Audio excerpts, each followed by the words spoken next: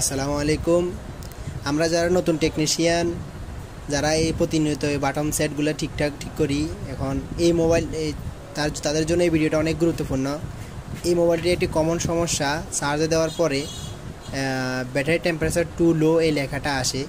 দেখেন, battery temperature to low.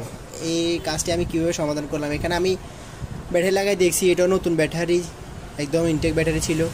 তো এটা ছিল তার অরিজিনাল ব্যাটারি, ঠিক আছে। আমি এই ব্যাটারি থেকে এখানে ব্যাটারি যে সার্কিটটা আসে এই সার্কিটটা অন্য একটি ব্যাটারি, যেমন এটা সেম ব্যাটারি, কিন্তু এই ব্যাটারি দিয়ে কিন্তু চার্জ হচ্ছে না, মোবাইলটি চালু হচ্ছে না, ব্যাটারি টেম্পারেচার দেখাচ্ছে। কিন্তু আমি যখন অরিজিনাল ব্যাটারি থেকে এই ব্যাটারিটা আবার ড্যামেজ, কোনো ভোল্টেজ নেই ব্যাটারিতে, এই ব্যাটারি সার্কিটে যখন লাগাই দিয়েছি, এটা সার্কিটে যখন ফালা দিলাম, যেমন এটার অরিজিনাল সার্কিট ছিল আগে, এটা আমি বাদ দিয়ে দিয়েছি। এখন আমি ব্যাটারিটা লাগাই চেক করে দেখব হয় কি না। যদি আমি কাজটা আগেই করে রাখছি, তারপরে দেখেন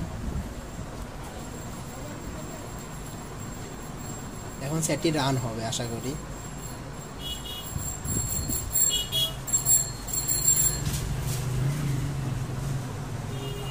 একটু সময় নিতেছে, রানিং হয়েছে, আওয়াজ দিছে, আপনারা তা দেখতে পাচ্ছেন। এখন চার্জ দিব, আশা করি চার্জও হচ্ছে।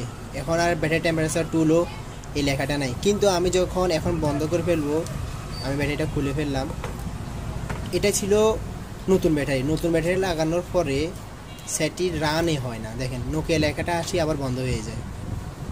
দেখেন, এই ওপেন করলাম,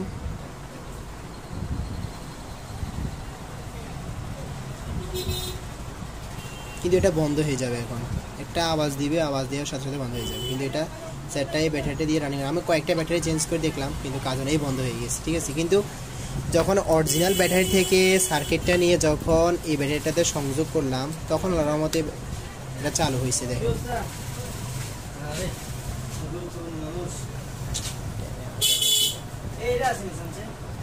আমার একটা কাস্টমার এসে, দেখেন আপনারা, এখন সেটটি রান হবে। দেখেন, আমি এই কাজটা ব্যাটারি সার্কিট পরিবর্তন করে কাজটা সম্পূর্ণ করলাম।